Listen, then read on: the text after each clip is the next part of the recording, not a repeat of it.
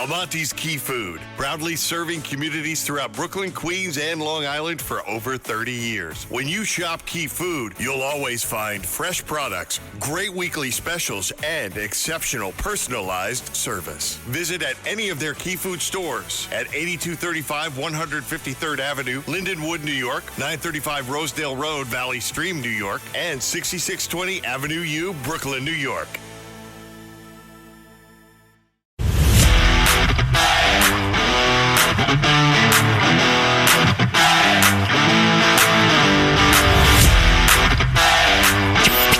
He's at war with woke. Joe Concha thinks liberals are a joke. Joe Concha. This is the Joe Concha Show, weekday edition, sponsored by the Tunnel to Towers Foundation. Here's Joe Concha. In that bump you hear is that thing in the beginning where they say, Joe Concha thinks liberals are a joke. I'm at war with woke, or it's the other way around. The point is that in this case, Ro Khanna, who I thought was a Democrat who, he goes on Fox and used to make some common sense arguments. Now this, I'm leading with this because, again, I love sound bites that we can endlessly mock here on the Joe Concha Show. And this probably wins the year, and we're only at June 1st. Here is Ro Khanna and who is to blame for those wildfires that occurred in January of 2025 in the Palisades, Malibu, California. Cut 10, go. When it comes to the LA race, Karen Bass and you see Spencer Pratt, what do you think we're learning about how Californians feel about the incumbents in general? Well, look, I think that there is was a lot of hurt and anger after the fires. My view is that the blame of that really needs to go on Donald Trump. They still owe the state $50 billion. They have not worked with Mayor Bass or our governor to get the resources needed, and they have really punished California. But understandably, people who still haven't seen their homes rebuilt, who were upset with how that was handled, they are upset with the incumbents. Oh, all right. Let's unpack that one, shall we? The wildfires, as I said, were in January 2025, early January 2025. And remember, it was Karen Bass, the mayor, who was warned over and over again, you can't leave the city. You can't go to a wedding in Ghana, all right, in Africa, because those Santa Anita winds are really starting to, churn up. And when that happens, and you have the right combination of no rain and a lot of wind, and, oh, by the way, arsonists who are looking to cause damage, well, she went anyway, and 17,000 homes plus burned to the ground. And who does Congressman Ro Khanna of California blame? Donald Trump, who was not in office at the time. How could you blame? I mean, I know he gets blamed for everything. I remember he got blamed for a hurricane that was going to hit North Carolina because he pulled out that Paris Climate Accords or something. And if we only stayed in those accords, that hurricane never would have formed and never would be hitting the country. It's just unbelievably stupid stuff.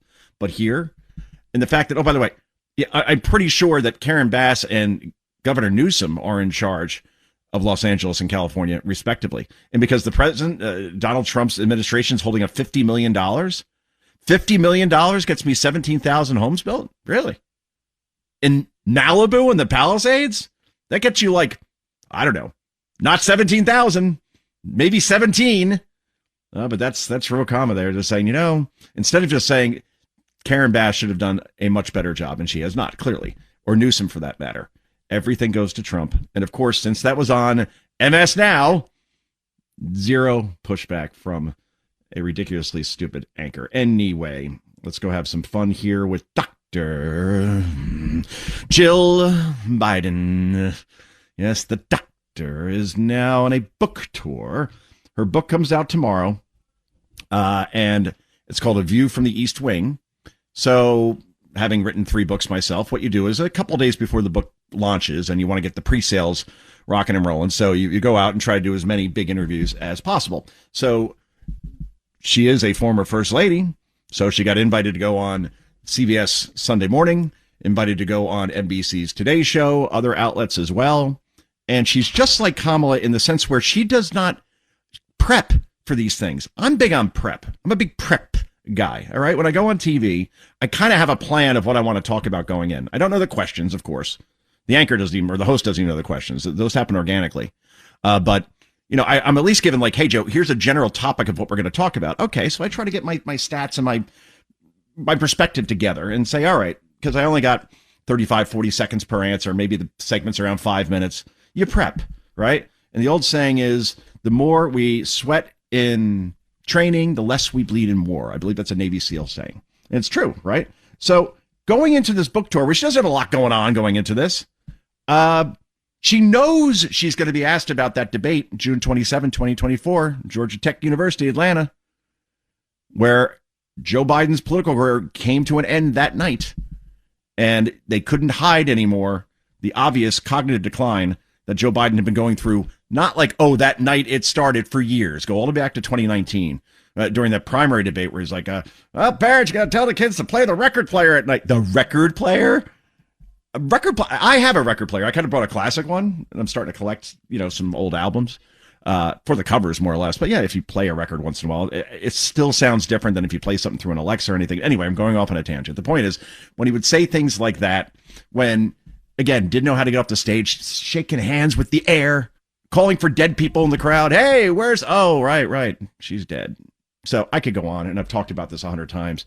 But here she's asked a pretty simple question, right? Okay, you thought that your husband was having a stroke on stage. So afterwards, instead of saying, all right, let's get you out of here, maybe let's go see a doctor. You are the president, by the way. Doctors are right there, right? Or maybe we just get you back to the hotel or back on Air Force One and just rest. Nope. She made sure that he went to the Waffle House because they're having like a mini rally there. And hopefully he wasn't, you know, chugging some syrup because that's not good for the heart. Anyway, here is Dr. Jill on why, after the debate, after you thought the guy had a stroke, that you didn't do something that a wife would do in that situation, which is protect your husband. Cut number 15, go. Days and weeks after that, you continued to insist that the president was fine. How do you square thinking that he may have had a stroke with what you were saying in the days and weeks after? How do you square that? Well, look, Craig, look at it from my point of view. So I'm watching, just like everybody else was, scared to death, like what is going on?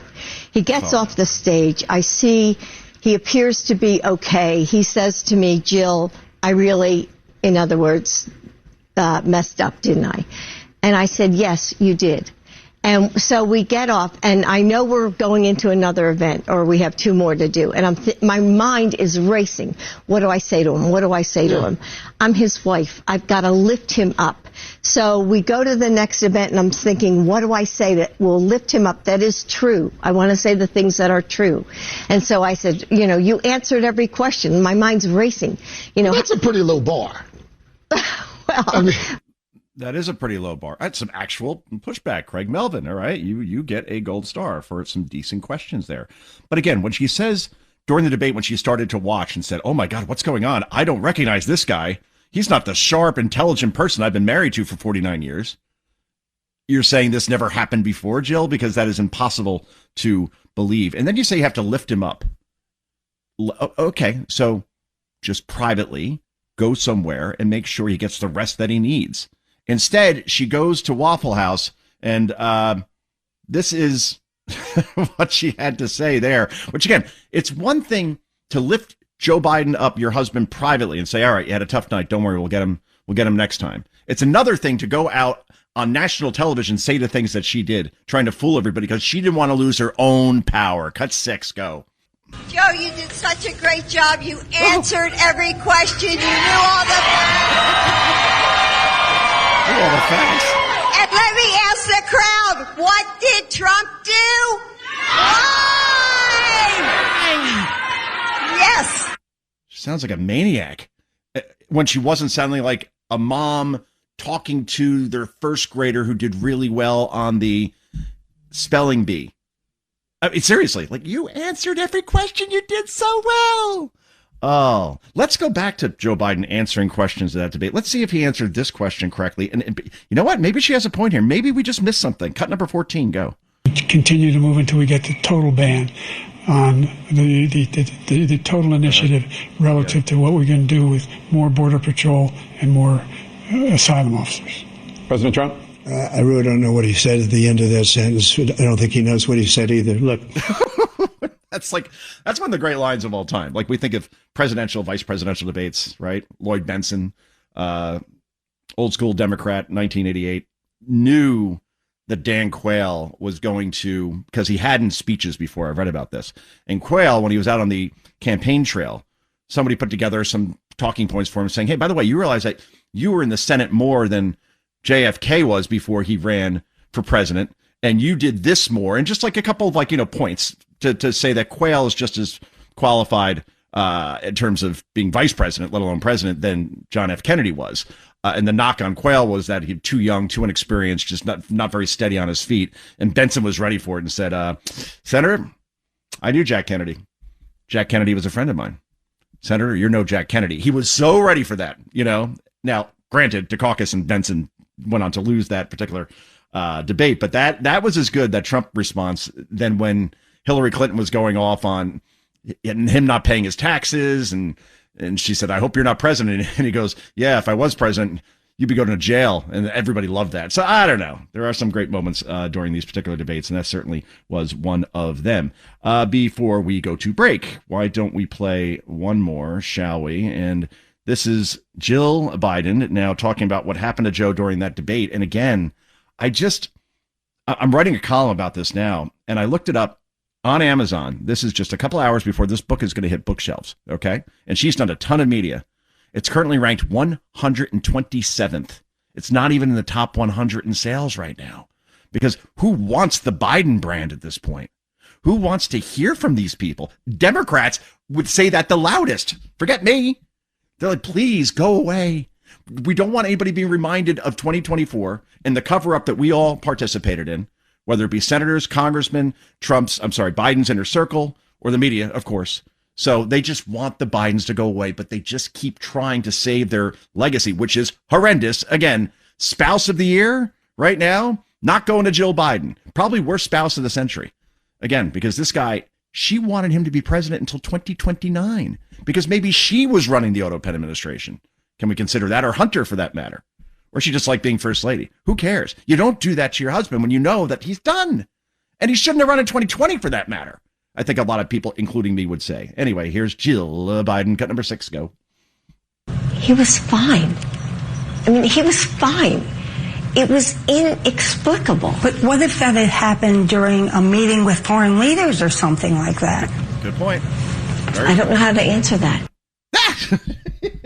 I don't know how to answer that. Like if he sat down with Putin or President Xi or name a leader and just started babbling incoherently, yeah, I think that might be a national security problem. I think that was excellent. 2 pretty good questions there for Jill Biden. Polite, not the hostile stuff that Republicans or Trump gets, but still, I think that's fair. And again, if this thing isn't hitting the top 100s just a couple hours before it's supposed to launch officially where you could buy it in a store, it's not going to get to the New York Times bestseller list, where my book went. That's right. I beat the first lady, went to number 8.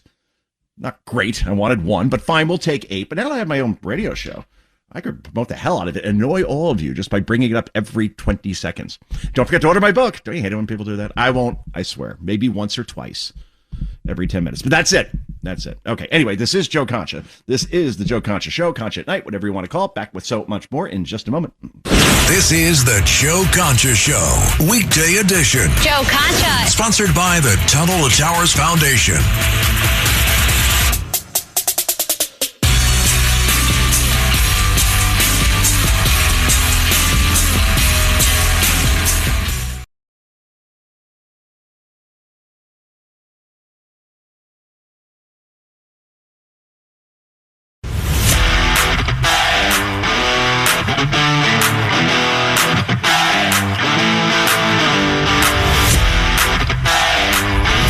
This is the Joe Concha Show, weekday edition, sponsored by the Tunnel to Towers Foundation. Here's Joe Concha. Let's talk Knicks, shall we? Knicks. Going to the finals for the first time since 1999. And it was the same opponent back then, too. A great team with Tim Duncan and David Robinson. And the Spurs quite easily in 5, winning on the floor of the hallowed Madison Square Garden. So I was going in my head without looking it up. Okay, what will be the line during the first game? In other words, Spurs have to be favored. Knicks have played incredibly, right? Now, again, I go back and forth on this. I don't know if they've just played some either bad or weak-willed teams. In other words, they didn't have to go through a 1 seed or a 2 seed, right? Or a 3. They had to go through a 5, a 6, and a 7 seed, right? The Cavs, not LeBron's Cavs, another kind of Cavs, all right? The Sixers and the Atlanta Hawks, who have never won anything, all right? So I just saw those series, and I saw all 3 teams give up badly. I couldn't get over the fact that the Hawks, in a game 6 at home, all right, you want to extend your season, we're down by 52 in the first half, all right? Sixers gave up as well. They got blown out in the final game. And then obviously the Cavs, on their home courts, by the way, show some pride. Cavs are about to get swept out of a series in the Eastern Conference Finals, and the Knicks beat them by, I don't remember the score, but it was a lot. So I just wonder now, are you going to go against arguably the best player in the league in Wembanyama, right? This guy is literally 7'4" and shoots 40% from 3, which is good. All right. Guy blocks shots. He does everything. I don't know if the Knicks have an answer for him, but the Knicks have been this karma team. They've been so lights out. Hard to tell. So game 1, it is a 5-point spread. Obviously, the Spurs are favored. They are at home. And my final prediction for this wonderful audience is that it'll be Spurs in 7. I think that sounds about right. The Knicks actually won the season series from the Spurs this year. Remember, they played 3 times because they played in that ridiculous WNBA Cup back in December. So Knicks have won 2 out of 3 games against the Spurs. They haven't played lately. The Spurs have been really on a roll lately. I just think in the end, I look at home court, and it's really hard to win a game 7 on the road. Spurs just did it in Oklahoma City, of course, but we'll see. Either way, this city is so excited to the point where they're actually painting the subway entrances in and around Madison Square Garden blue and orange for the Knicks. Couldn't we have done this even if the Knicks didn't get to the finals? Just make the place look nice? Because you look at what Trump is doing in D.C. and Union Station, that's where if you take an Amtrak, you go down into it. It's right near the Capitol. And they used to have a fountain there that was dilapidated, old, no water in it. And they completely go online and look it up sometime. All right. Fountain Union Square. It is gorgeous, beautiful blue water. Same with the reflecting pools. And again, the media and Democrats have a big problem with this. Why isn't Trump focusing on bringing down your food prices? And he's only concentrating on ballrooms and fountains. Multitask, people. You ever hear of that term? Anyway, this is Joe Concha. If we talk politics when we come back here on Joe Concha at Night.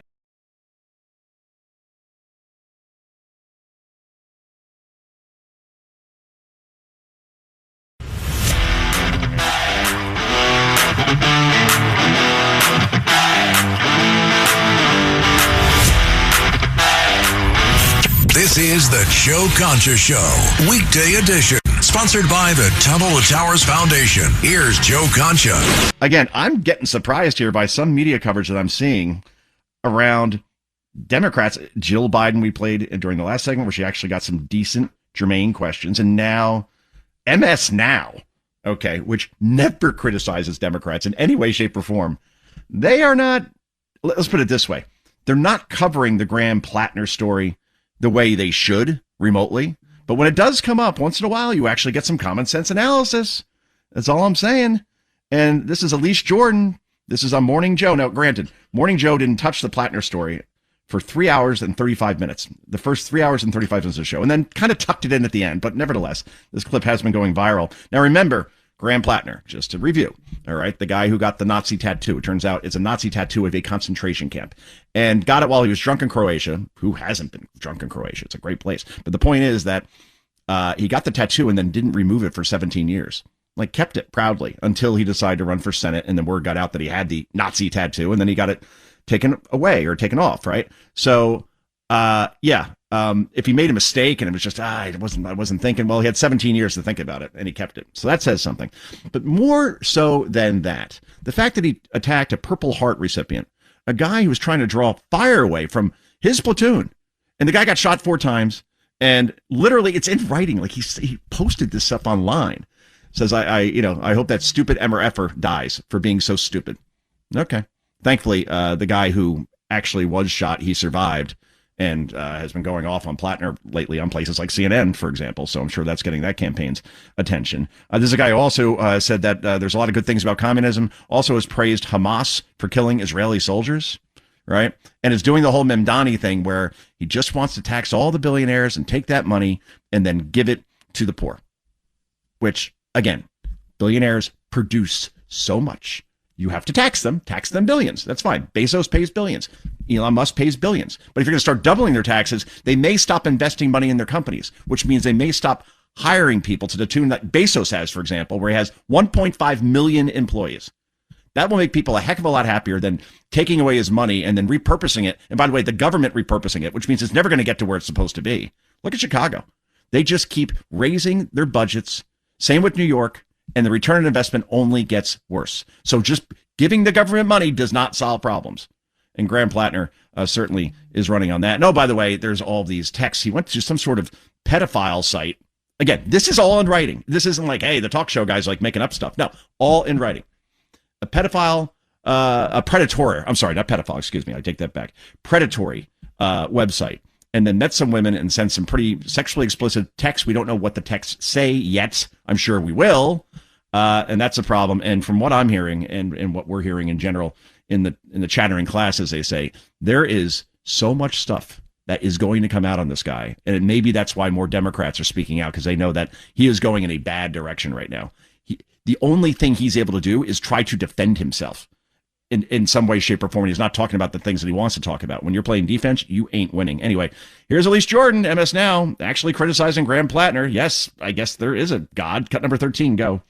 The problem is his judgment, which he clearly has been lacking in as an adult. It's one thing to have foolish, youthful indiscretions, but I'm sorry, you cannot get past. It is not a Nazi-style tattoo. It is the tattoo of concentration camp guards. It is the very worst tattoo you can get if you are getting anything Nazi, and that's a pretty high bar there. So this has been a slow-motion train wreck ever since that tattoo and knowledge of it hit the world, and it's only going to get worse. These texts, there are multiple women. Are all those women going to keep their mouths shut from now until Election Day? Nope. What do you think, Lauren? Exactly. And the thing is, it's June 1st right now. He's been running away from reporters when they try to ask him questions. And only when he has a hand-picked one like Biden used to do will he actually answer some questions. But he's not going to survive this. If he's getting hit by Democrats and CNN and MS Now, and it's June, July, August, September, October, then November, then the election, and he's got to beat an incumbent, Susan Collins, there's no great shakes. I get it completely. Very moderate. But at the same time, she outperforms every time she runs, she's supposed to lose, and every time she does, she doesn't. So, the Democrats are in a full-scale panic at this point. And here's Plattner, by the way, back in January, okay? And he's asked, point blank, do you have any other skeletons in your closet? This is when the Nazi tattoo came out. And he sounds very sure of himself here. He says, no, absolutely not. It's cut number 3, go. I'm wondering, are there other skeletons from your past that still may emerge in this race? No. I haven't lived a boring life, but I haven't lived a very complicated life. I've never been close to money. I've never been close to power. I've never really had the ability to screw people over. My life is not very complicated, and there is not anything else coming. He also portrays himself as a longshoreman, right? And the problem with that is now that there's a report out today in the Washington Free Beacon that actually he had a clerical job as a longshoreman, like handling the paperwork. Not exactly, Roy Schneider and Scheider. I always say his name wrong. It's not Schneider, right? Scheider? Is that how you're supposed to pronounce that?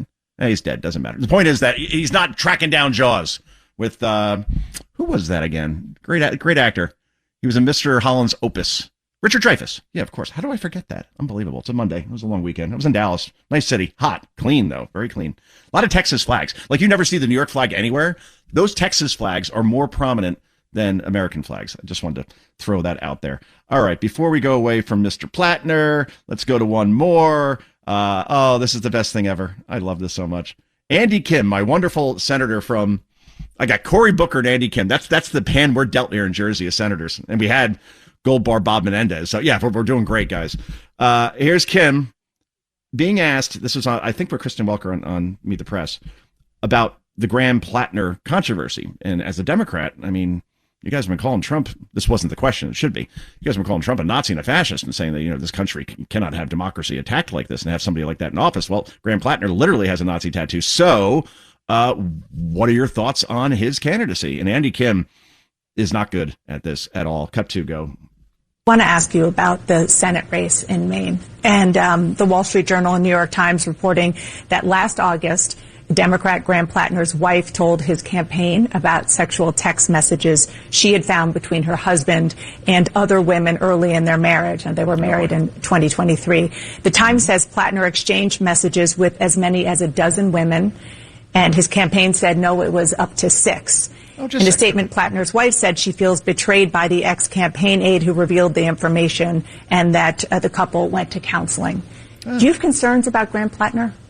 Well, first I'll say is, I've been very much focused on the crisis in my home state, so I haven't been able to focus as much on this. But right now, this information's out there with any campaign in the country. The character and the transparency about the different candidates is going to come out. All right, that's enough. That's okay. I've been concentrating on my own state. I really haven't paid attention to this. It's all anybody's talking about in Washington. Oh, man. Anyway, what can I say here except Ali Velshi? All right, the praise for MS Now is about to go away.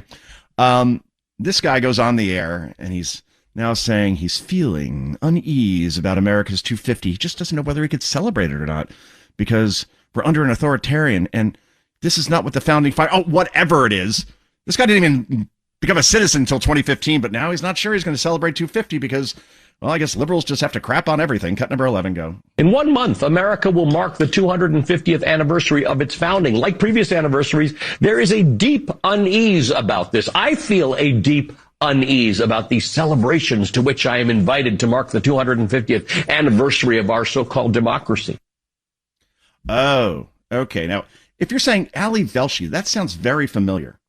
Well, you may recall back in 2020, there he was in Minneapolis, and he was covering the riots that were going on that cost that city $2 billion with a B dollars, where the police station literally got burned to the ground, and many people died, businesses destroyed.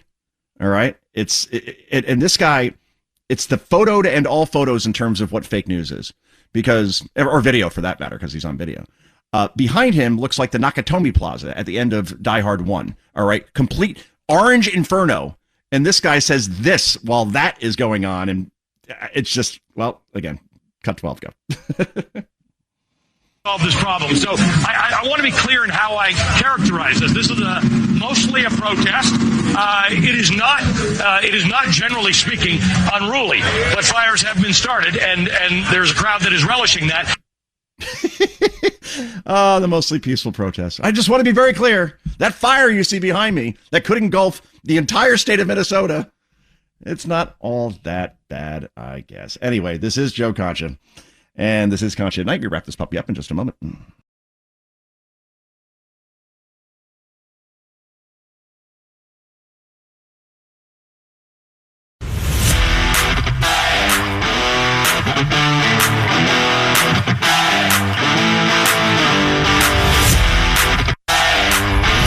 This is the Joe Concha Show, weekday edition, sponsored by the Tunnel to Towers Foundation. Here's Joe Concha. Fired MSNBC host. Again, it is almost impossible to get fired from these networks, and Joy Reid figured out a way.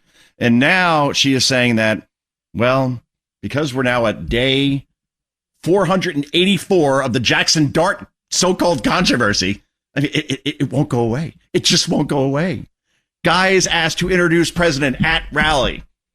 Almost no one gets this sort of opportunity, especially you're 21, 22 years old like Jackson Dart, who is a Trump supporter because he went to Ole Miss. I think a lot of guys down there, especially, athletes, the jocks, probably 97% of them support Trump. And, oh, by the way, he grew up in Utah, also kind of a red state.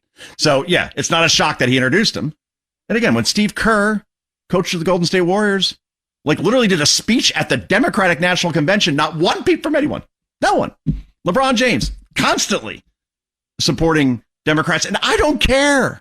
I don't criticize people for that because we have free speech in this country. You want to support somebody, fine. And you're an athlete, fine. I could say people don't care about an athlete's opinion. That's probably true, just so they don't care about celebrities. If that were the case, then Hillary Clinton would have won with 99% of the vote. Same with Kamala. But all I'm saying is I don't see why we're still talking about this, except it's Trump. So, of course, we have to go there. Anyway, here's Joy Reid saying, oh, boy, I was a huge Giants fan. Season ticket holders for many years. I used to run on the field. When they beat the Broncos at the Rose Bowl in 1987, I was the first one on the field hugging Jim Burt. Maybe that didn't happen, but anyway, cut number whatever, go.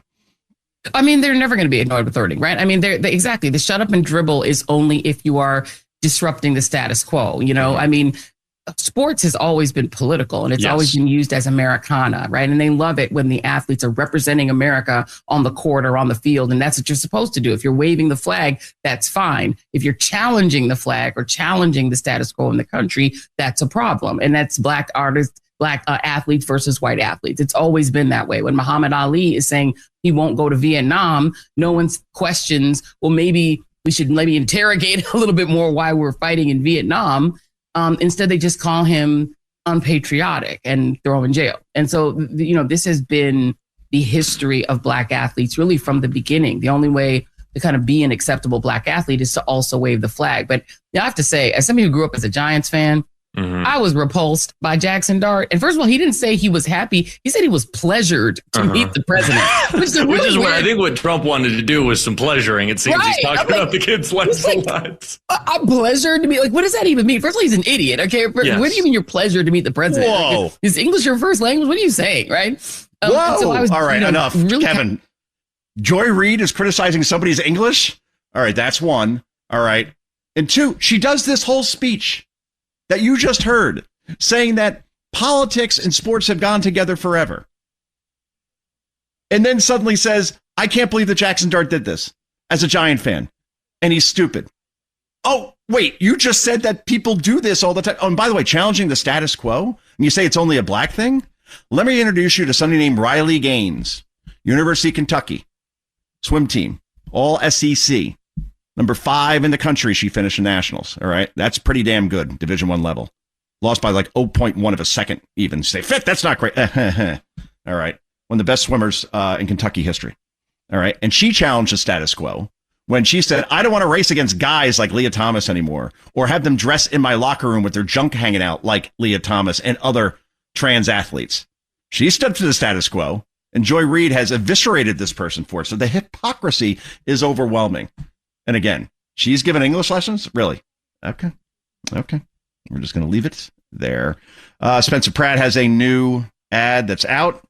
And again, I keep calling them bangers, but they keep getting better. And it's not from Pratt. Again, other people release this stuff, and then through his massive social media following, he puts it out there from there. He's getting these free ads, doesn't have to pay for them, but they're genius, absolute genius. A banger, as we like to say. Cut number whatever, go. Honey, we need to talk. We saw the things you've been searching online. Spencer Pratt? Really? In this house, we don't believe in Spencer Pratt. He's MAGA. What about Spencer Pratt is MAGA? You know those streets downtown? The ones that are full of piss and homeless people? He wants to clean them up. And those neighborhoods that burned down? The Palisades? Malibu? He wants to rebuild them. You know how people inject heroin in front of children at the park? He wants to stop that. And that's MAGA? Yes. It's a very dangerous ideology. That's the thing. Like, oh, yeah, it's MAGA if you're against homelessness and rampant drug use and needles being in parks and crime and fraud and homes not being rebuilt the way they should. It's not MAGA. It's common sense. And that's what Spencer Pratt's running on, common sense versus chaos. And that's great, mocking the whole, like, people won't vote for Spencer Pratt because he's MAGA. Except if they think about it, they probably support all the things that Spencer Pratt wants to do for Los Angeles. That particular primary is tomorrow. One poll that was just out today shows Pratt leading now, Bass, 30-29, with Nina Lyman, I believe her name is. I've probably got that wrong, at 23%. It won't matter. She's not going to be around for the next round. It'll probably be Bass versus Spencer Pratt. And again, she will not debate him. She is scared of this person. And Bill Maher, even with James Talarico, or at least on James Talarico, on his show on Friday night. And here's Maher's thoughts on him. And, well, this is interesting. Cut one, go. And we have this guy, James Talarico. We had him on the show recently. I mean, he seemed like a nice guy. He seems very reasonable. They're spreading rumors that he's gay, or even worse, vegan. In Texas, vegan is worse. Yeah, vegan's worse. He said he ran a vegan campaign. What? He said what? He's on video running a vegan campaign. That doesn't play well in Texas. No, he said some things that don't play well in Texas, like God is non-binary, which if there is a God... He's taken that back. He said it was a silly thing for him to say. It is a silly thing to say because it just looks bad on a poster or an ad. Yeah, that's good. Maybe worse, a vegan. And don't forget the 6 genders thing also. That's something that he has not taken back, by the way, that there's not 1, not 2, but 6 genders at this point. Meanwhile, before we literally wrap this puppy up, I got to play you this because it's the greatest thing maybe ever. No, it's not actually. It's just Abby Phillip, who, again, this is somebody who I like to go off on. As a fact, I'm not going to give her any airtime. I'm going to go to Mikey Sherrill instead. Mikey Sherrill, yes, my wonderful governor of New Jersey, blaming these riots happening at Delaney Hall in Newark, which is all outside agitators, Antifa, paid and bought for. There's no question about that. And here is Mikey, instead of doing her job, saying, well, actually, it's probably ICE's fault that all this is happening. Cut number 7, go. We've seen that over the couple of days, a lot of peaceful protesting going on, which we're going to continue to support, making sure that people are safe and there's public safety, but going forward, it's peaceful. And what seems to really be inciting a lot of this are really the ICE agents. So the ICE agents really need to stay out of there. That seems to really be inciting a lot of this right now.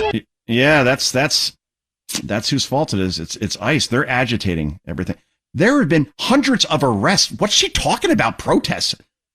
Does she not have a television, a phone where she could watch this stuff?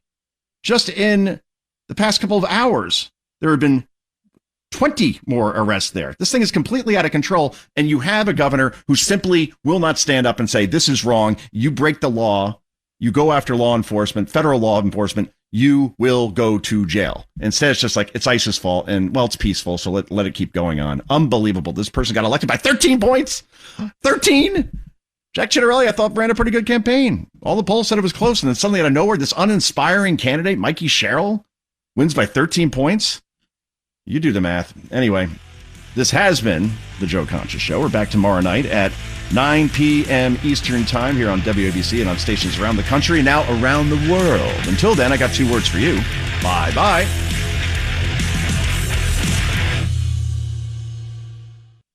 Let Century Management Solutions get you to your next medical appointment. They specialize in non-emergency medical transportation, connecting patients to care, safety, reliability, and on time. Their advanced technology platform seamlessly coordinates patients, healthcare providers, insurers, and transportation partners all in one powerful network. With over 200 trusted transportation providers, they deliver scalable solutions backed by real-time tracking and complete transparency. Go to SENTRYMS.com.